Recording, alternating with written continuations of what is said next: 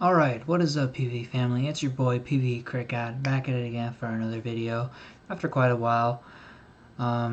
Last week of content was kind of crazy, so that's why you haven't seen a little bit from me for a while. I decided to take a little break and just kind of recollect my thoughts. I'm new to this content thing, so I just wanted to recollect my thoughts after such a hectic weekend. Think about what I wanted to do going forward, and yeah, now we're back at it again. um, Hopefully for longer periods of time at once. I do appreciate everybody that watches my videos and supports me. I'm very happy to be past 50 subscribers now. I'm just gonna keep doing this no matter what, because my point is to help you guys and hope that you guys gain some insight. If you do come and support my videos, if you subscribe, if you're new, like one of my favorite YouTubers, Zachary would say, shake my hand. We're just gonna keep going from here on out, and I'm just gonna keep doing my thing, and I hope that you guys will continue to support me throughout it, because I'm doing this for y'all. So yeah, I just kind of wanted to drop that now. It's been a while, so we're gonna get right back into it. Today we've got more of a discussion video, I guess. I've been seeing a lot of talk. Well, not a lot, but it's always a topic. So here it is. We're gonna talk about Reboot Gohan today. I'm somebody that has a lot of experience playing Reboot Gohan. I've played this since its inception. It's at 9. I played this with my 5-color deck. Trying to get a Heartfelt out super fast and just bum rush you like on turn 2 basically. And then from there on, I've just basically kind of played it. Then it evolved into the skillless version that I topped with at the PPG Invitational and the Dallas. Well, at LGS we had an event, and I topped that too with the before set 12 version. So today I just kind of wanted to talk about this and give a little bit of insight into why this leader doesn't need a ban. It doesn't need to get hit. Especially with the new silver bullets that are being printed, which we'll talk about a little bit more in depth later, why I think they're actually pretty good compared to other silver bullets. But yeah, we're just gonna get into this. I'm just gonna be talking here, discussing things. I do hope that I can get some valuable discussion out of this from the community, at least some portion of it, any portion. Any comments will be appreciated, whether it's positive or negative. I don't really care. I'm just here to give you guys a little bit more insight from somebody that's like played this ever since I don't even know when set 9 came out. I don't know, at least a year and a half, 2 years maybe. But now, now that Mass is coming out, I will be rotating out of Reboot Gohan. But yeah, just want to talk about this, and let's just get right into it. So obviously, I think this doesn't need a ban, but I will explain this. So first up is the quote-unquote problem. This is like the pseudo problem, the thing that people think is the problem, but I really don't think it is, for several reasons. There's a lot of answers to the leader itself nowadays. And the argument, so I will, since it's very, very recent, I will reference Joey's post from the other day a lot. His post was more about silver bullets. Sorry, I just blanked there for a second. His post was more about silver bullets, and it is actually like addressing Gohan or something like that. I think there's a lot of people that would still say that it does need a ban, blah blah blah, this and that. I don't, for several reasons. So first, there are several I guess answers to the card. Yellow has a release from Evo, which is really great, and it's just a good card overall. So it's a really good side, and it hits Gohan, which is why I have a hard Mecha matchup. Second, I don't think it's a problem because it requires playing it correctly to make the most use out of it. You have to be able to play this leader to its absolute maximum to be able to put this at the top, and that's why it hasn't been at the top. Other than like that one guy who won, what was it, regionals? He played 4 rounds. Kevin Cotter, I believe was his name. He won his regionals with Reboot Gohan, and it was like a mono green, like regular variant, and that's great, But me as as a seasoned like Gohan player, I looked at his matchups, and all that, and it unfortunately, like I don't mean to degrade or disrespect by any means, and I will reiterate this throughout the video because I have my own opinions about this. But his matchups were relatively easy, all things considered. And obviously, I don't have the context of knowing like who he played, how they played, how he played. We gotta get that water sip. But yeah, like the matchups were relatively easy. People see Gohan winning, and it's like a really weird stigma around it. I feel like there's a lot of hate for it for no reason. For two reasons, because people kind of brainlessly. God, I can't get this word out. People brainlessly play this deck and leader, which is not correct, and people don't know how to play against it, and they just complain about it because, oh my God, 3 triple strikes in one turn, blah blah blah blah blah blah. Yeah, no, like from my experience and playing against good people, playing against good decks, especially in set 13 meta, it's actually incredibly hard to play Reboot Gohan into the right matchups. Other than like maybe King Piccolo. King Piccolo has always been kind of like a free one. It's an extremely bad matchup for King Piccolo, but like it's just really weird because I continue to see people complain about this and talk about this, and I feel like they're just lacking information. On the front side, and I'll talk about this more a little bit later, but like on the front side, it's kind of easy to get around the awakening condition.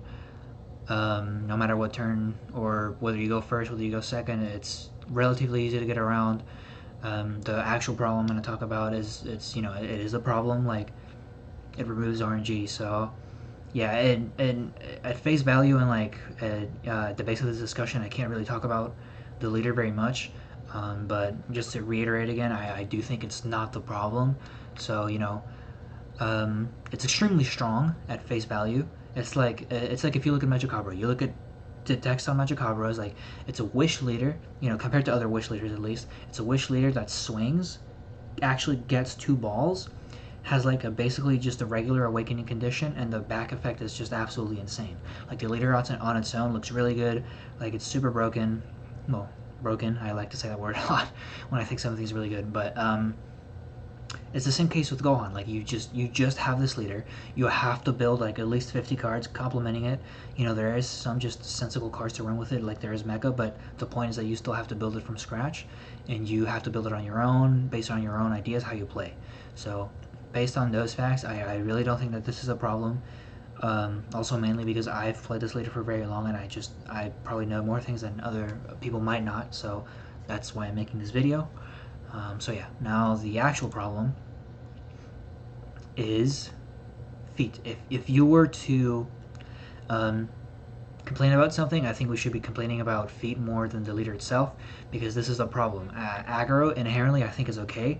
You see it other aggro decks, they kind of do the same thing, and they if you play correctly, just like if you play correctly in the Gohan, their kill turn could be like starting turn 3. Turn 3 you could be looking at dying. If they play properly, they hit this, they hit that, you don't hit negates, blah blah blah. It's all RNG, just like anything else. This is a problem because it removes RNG. I swing at you if you have no negates. Sucks for you. I'm gonna play this card, and you're just gonna not see 3 cards. Which means that I'm gonna be able to swing into you again because you didn't see those 3 cards. So. And it's a 15k combo, and your leader is already 25 base, so you hit 40 really easily. And then normally, early, like on the first swing, you want to hit 45 to 50. People are not going to be able to combo out of that because they don't have their super combos enabled, or they won't draw from their super combo if it's like Zamasu or something like that per se. It becomes really hard to get around if you know that this card exists. So I actually think that this card should get banned, or like errata to like a Goku only leader, so that some other leaders can still play, like Clash Ku or like, I don't know, like Walmart or World Tournament Goku. But I think something should be done about this card. Even a limit would be okay. But I think this card should just go, because even if you limit and you see the one of, it's kind of like hitting the nuts to some extent. I don't think let's just ban, just ban this card. As much as I didn't even run it. That fun fact, I didn't even run this card on like my first version of this deck, set 9 when it came out. I played like technically 5-color deck. I played my plan was to play like Kabor Trunks, swing with it, Overwhelm, Dark Rejuvenator, Toho, restand it, swing with it again, make it 25. swing leader, awaken, play heartfelt, and go from there. So that's what my version of the deck was. I didn't even play feet. I actually had to side feet because of Surge Piccolo. That was a matchup where I could not actually give them the 3 cards of the triple strike. So that's a matchup where it did actually matter. Hand destruction, something like that, it could matter more. But yeah, like I actually don't like feet. I don't like playing it personally, but I'd be stupid not to if I'm playing green. So that's basically why I run it. But yeah, like I think we should just get rid of this card as somebody that has a lot of experience with this deck, because it takes away RNG, and that's a lot of card games. It's a lot of RNG. Like you draw a card, you see, you don't see. Whether your deck draws a lot or not, like Mecha, you could still like be starved of certain cards. If you don't see Unite and Assemble, it hurts you. It's the same argument here. Like I'm hitting you with a triple crit, like turn 2, 3.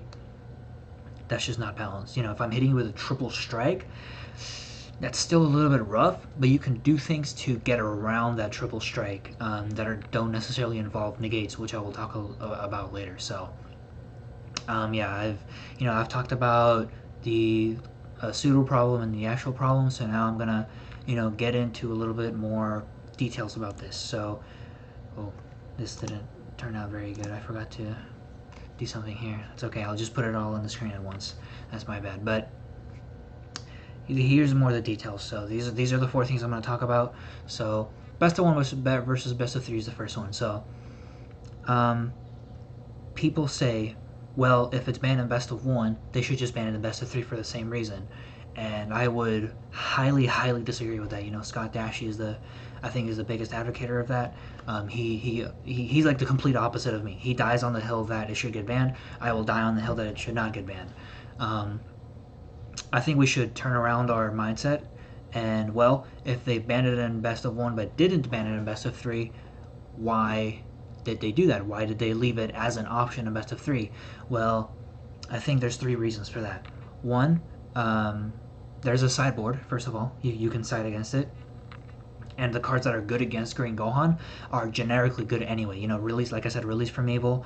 Now we are getting these silver bullets in set 14 that you pay 1 for them. They're limit 1. They negate the attack, and if they negate a leader swing, you can't swing with the leader again, and you can activate them for free by spirit boosting 2. I think these are amazing. These are very good, as opposed to what something like Joey might think. We are seeing a lot more cards that restand leaders, or just leaders that restand in general. Green Gohan, the evolution booster Red Vegeta will restand your red leader. The expansion Blue Bardock will restand your leader. There are just leaders that restand, like SS4 Vegeta restands. Obviously Gohan restands. I will miss a couple because I'm just trying to generalize, but like unfortunately my new Mass Saiyan can restand and swing again. So there are a lot of cards that this hits, and people might not necessarily be playing them, which I think is important. I actually think these cards are being very slept on, like especially something like the Blue Bardock could be very, very good. Oh, Zamasu restands with dual attack. There are also other dual attack leaders, like I don't know, it's not relevant, but like Expansion Vegeta from the Unisons. Yeah, the point is that it hits several cards, and I think personally that restanding your leader is probably one of the most broken things you can do. Whether it loses its skills or not, because at the end of the day, the leader is not interactable. Unisons are interactable now. Basically, with Clash of the Masked Warriors, you can interact with them, force them to do something potentially. Battle cards, whether they have barrier or not, you can interact with them for the most part nowadays. Leader cards are 100% of the time, I'm willing to say that 100% of the time, you can't interact with a leader card when it's swinging in rest mode. If it's an active mode like Reboot Gohan, whatever, you can Zamasu it, but that's not the point. You cannot interact with a leader swing in battle whatsoever unless you block. That's not the point either. You cannot interact with a leader card while it's swinging. And if you restand it and give it more power and swing again, like that can become several things, like Mass Saiyan. Like on the turn that I go off on you, for example, I mill twice, go up to 25 crit, swing at you, do whatever, I spare boost, and then I'm restanding my leader. And that's another 25k swing that's going to draw me a card. Like, having to deal with that, and you can't interact with a leader in the swing, which is what this game does a lot of now. Like, you have to play around a lot of cards like Heroine's Lineage or Rival. Um, I think removing that is always unhealthy, and especially if you have something like Champokai on the board as an availability. Most of the time when you resend the leader, they'll lose the ability so that you can't do that kind of stuff. But yeah, still, like if you're one life and you can't interact with this leader swing other than negating it, it kind of sucks. That's it's part of the skill of the game, so it kind of depends. But the baseline is that resending your leader is an extremely strong ability, um, and I think having these silver bullets really helps. Help Having these silver bullets really help. It doesn't only hit Gohan, so I think that the purpose of these silver bullets is might be Gohan, but I think they're really good for the game overall. So you can side that. Back to the original argument. Reason one, there's a sideboard. Reason two, you can adapt. If you play against something like my version that's entirely different from any other Green Gohan list, and that's what aim is, I still have to worry because my opponent can see what I'm doing and kind of try to counteract it. So you can adapt to the game and reverse sweep me, and just play correctly enough that you might be able to win the game off of me anyway. So I think that's really good. And then something that plays kind of into that is 3 skill. The amount of skill, like if you and this is also why you don't see Gohan topping, because it takes skill to play it, and if you know how to play against it, it makes me have an extremely tough time playing against you because you can get around my stuff. But that's still why I have been able to top with it, because I am skilled enough with the deck, and I know how people are going to play around it to the extent that I can still win no matter what and perform with the deck. That's why people aren't able to do it, because people have the misconception that's a brain dead deck. You just build it mono green or blue green and you just play it and you're just supposed to win. That's not how that works. Like, this deck is not brain dead. You don't pick this deck up and do stuff with it. That's why it doesn't see tops. Plenty of people played it like the PPG invitation, like my boy Jason Scott. Like, he didn't top with it for whatever reason. The point is, and I'm not saying that he doesn't know how to play this deck, but in general, I would say that people don't know how to play this deck. They don't know how to build with the deck, and from the other side, people don't know how to play against the deck properly enough to like hinder it. So that's why I think it's fine in best of 3, and in a best of 1 scenario, it makes more sense. I still, personally, I might not necessarily entirely agree with it, but it makes some sense because you can't adapt in a best of 1, especially against an aggro deck that can go off on you turn 2 if you play wrong, or they get the nuts. It becomes really hard to be able to adapt. It becomes really hard to main deck properly when there's like such a wide meta. So I think that's why it made sense to ban it in best of 1, but I don't think it'll ever need a ban in best of 3. And whenever July 17th drops and they hit it, you can laugh at me all you want. I don't really care. I will still die on this hill for forever. And if they ban it, I will still say they shouldn't have banned it. They should just unban it. I am gonna be consistent about my opinion forever on this because I've played it and I know it. So, as the first bullet point out of the way. So, how do you build this deck? If you plan on playing it, if you're looking into Insight, how do you build this deck? I will use my versions of the deck as an example. First version, set 9 came out. Like I said, I was playing this deck in set 8 with a yellow pan leader. We just try to bum rush you on turn 2. The amount of people I actually killed on 1 multicolor rested energy is too much. If I was better at the game at that point, I would definitely have topped with that deck at one of the PPG events, and I might have gained some traction with that deck, and I'm glad I didn't, because that deck was stupidly fucking broken. But yeah, the idea was play this weenie like Trunks, and this was a set 8 pan. It was the same exact concept, but then my buddy Luke and I, he was the one that brought up the idea. We just transferred it over to the Gohan, and eventually I managed to put like Bean and stuff in it, so it was just a lot of iterations. But the core idea of the deck was turn 2, play this Trunks ideally, because I can give a double strike with the leader, pay 1 for Trunks, give a double strike swing 15, or actually you would have to combo, so you make them maybe take an early double crit, and then you overwhelm Toa, you resend your Trunks, swing again. Now it's just 25 base. They might have to combo it again, and then at that point you're at 2 life. You can awaken your leader, you play Heartfelt, you play Pan. Your leader's also double strike on the back, and it can restand. You take a life, so it's just like this huge like bum rush like on turn 2. Like you take these 2 double strike crits, you awaken, you play this triple strike. People might be dumb and crit a life. That's another thing. A side note: unless like you're maybe playing control, or you like absolutely know that you're not gonna like regret critting that life, always let your opponent draw 2 on heartfelt. Always. Just a side note. Um, all of a sudden, I've got this 30k triple strike that's going to swing twice because of the pan. My leader can swing twice, maybe because it's 15 double, and then I have 2 open energy again to do stuff. Like, it just it was just absolutely freaking nuts. So we kind of ported that idea over to Gohan. Same concept, better leader, basically. So yeah, that was the idea. Then play Cabo or Trunks, swing twice with them, awaken, blah blah blah, do all this bullshit.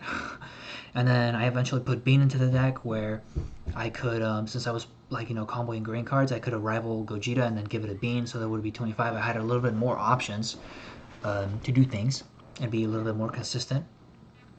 So I topped, I got top 64 at TOP with that. Honestly, again, if I was better and I had like better sleep, basically, I basically lost my top 64 match back then because I was too stressed out and I just didn't get enough sleep. I slipped up because of that. I took too long to take an action and I got rushed for it because I was basically, I guess, slow playing at that point, and it made me panic too much, and I lost the game because of that. So, but I did top 64 that event, which was the meaningful top for that, and I was pretty high in Swiss anyway. I was like X1 or X2, but yeah, that was my first iteration. So, what am I saying with this? What am I getting at with this? I beat around the bush explaining this deck, but so Gohan is an extremely strong leader, but it cannot play on its own because there are several answers to it now. So what do? You take this really strong, and back then there wasn't that many answers, so it's a little bit different, but regardless, the point still stands. You have an extremely strong leader. What do? I need to put like in a really strong self-sufficient engine with it so that it'll support, like, these two things will support each other. So if you answer my leader, you either also answer this part of the deck or you still die. Same goes vice versa. If you answer this but you can't answer my leader, you're going to die regardless. That's the same exact concept with my skillless deck.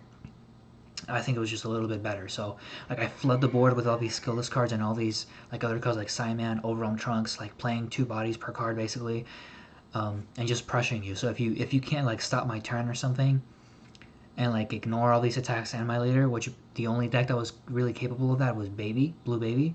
It was the only like bad matchup, and it's the only bad matchup I think I'll ever only have. If you can't answer both things at the same time, you get put in a really, really bad spot because you have to answer like 10 to 15 different attacks from my cards, and then you still have to answer triple strikes from my leader. So that's how you build this deck. You have to find a way to, and that's why I don't like mono green, because mono green is not really like an engine. You're just playing like weenies.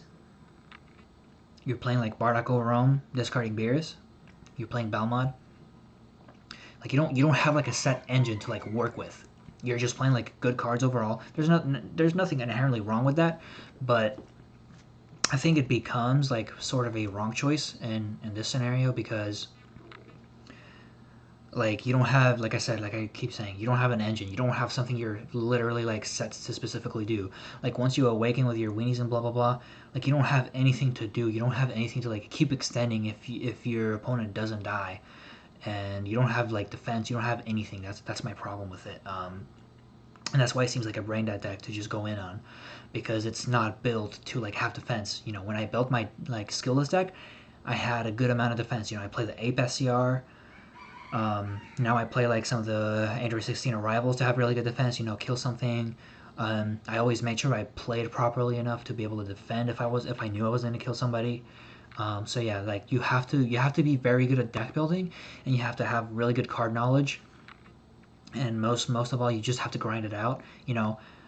Set 9, when I built that first deck, that was the most I had ever grinded any deck, like ever. Like I was burnt out after the event TOP.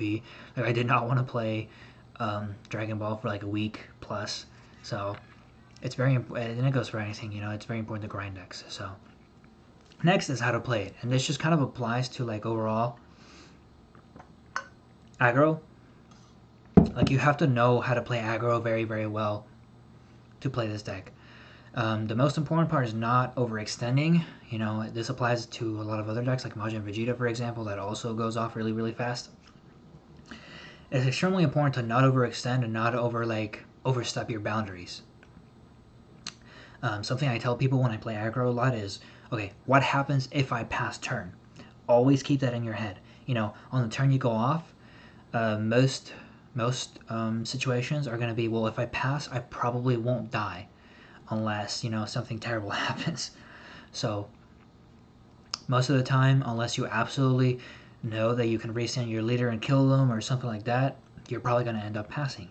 That's a mistake I see a lot of people make. You know, they get complacent. They think they can restand their leader because their opponent has it negated or something. They think they don't have negates.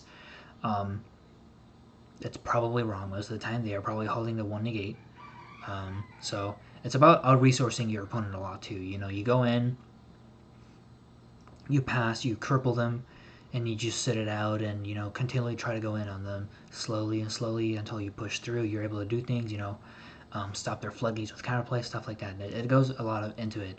But it's very important to not overextend, especially on leader swings. Like, you know, like I said earlier, in the first swing, you're going 45, 50 max.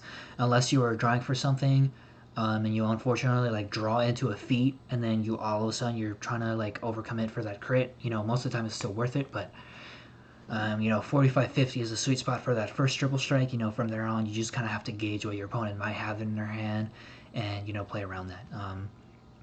You have to be thinking a lot. Like, I played against Mecha, the Tulsa Regional, a couple times. The second one, like, Green Gohan, I won in the time. What can I say? We played 3 games. We were, like, it was an extremely grindy match. We were both, like, you know, there's times where we sit there for a couple minutes, you know, thinking about our next action. And we weren't slow playing, you know, we were just, it was that, you know, rough of a game for both of us. Like, we just had to, like, put everything into it.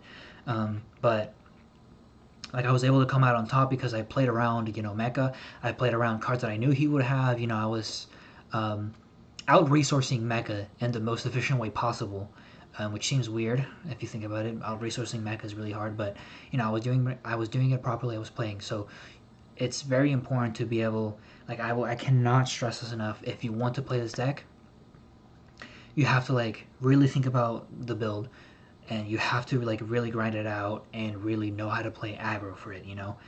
And if you know you're not that great of a deck builder, you know, you can pick up somebody else's list and grind that out. That's still not an issue. You know, you can always reach out to me for help if you're trying to build Green Gohan, because I'm very knowledgeable on it, and I can help you out.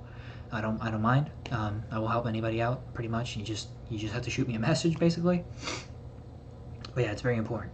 So, and then finally, I also want to help people play against it so that you won't complain about it as much necessarily, and that you will understand how to play against it.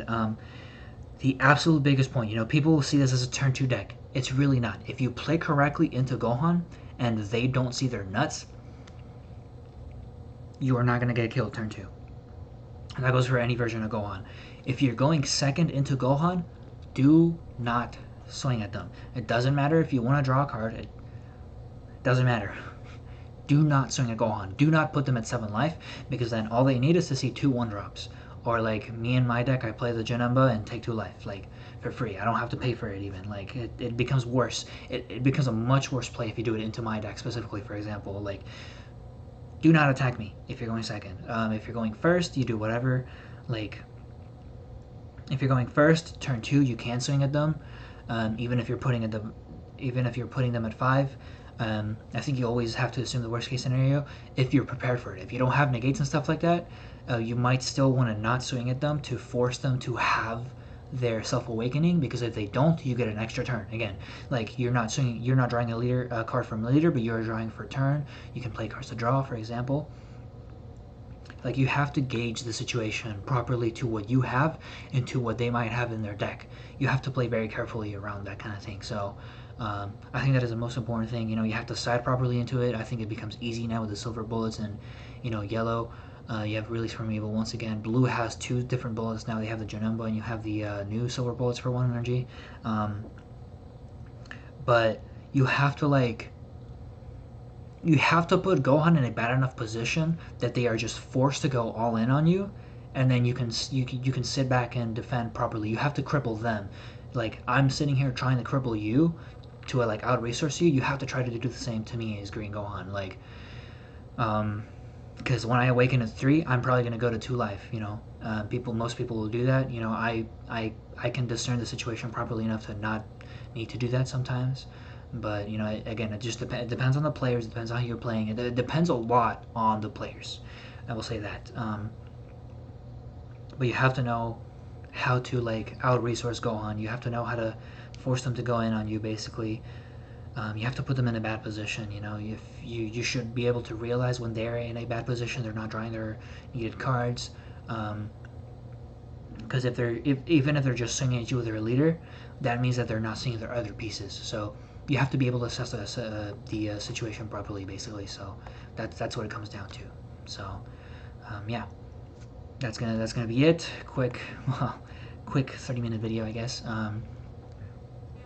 Again, I might have missed things here and there, so that's why I ask for discussion, because I do this a lot on the fly, basically. I don't like scripts, blah, blah, blah. I like to just chill, do whatever. So this is why I want to ask for discussion, comments. I want to talk with you guys. I want to like hash things out, and just sit here and discuss things, what you might think, negative things you might be thinking, what positive things you might be thinking. So because that's just the essence of discussion. If you have any other questions, please, again, please feel free to message me on Facebook, Discord. If you know me on Discord, I don't know, I'll just say it. I don't know, I can put it somewhere in the description or something. But it's very important to reiterate to you guys that I am always open to help you guys understand things, or just anything in general. Again, this channel is for you guys. I'm here to create content for you guys and help you guys out. So that's what's gonna be the basis of things, always, always, always. So with that being said, I hope you enjoyed the video, guys. I do hope that you'll consider, if you like the video, I hope you'll consider putting a like on it and subscribing for further content, and maybe even turning on that notification bell to know when I drop more content. So yeah, with that being said, again, peace, guys. Take care.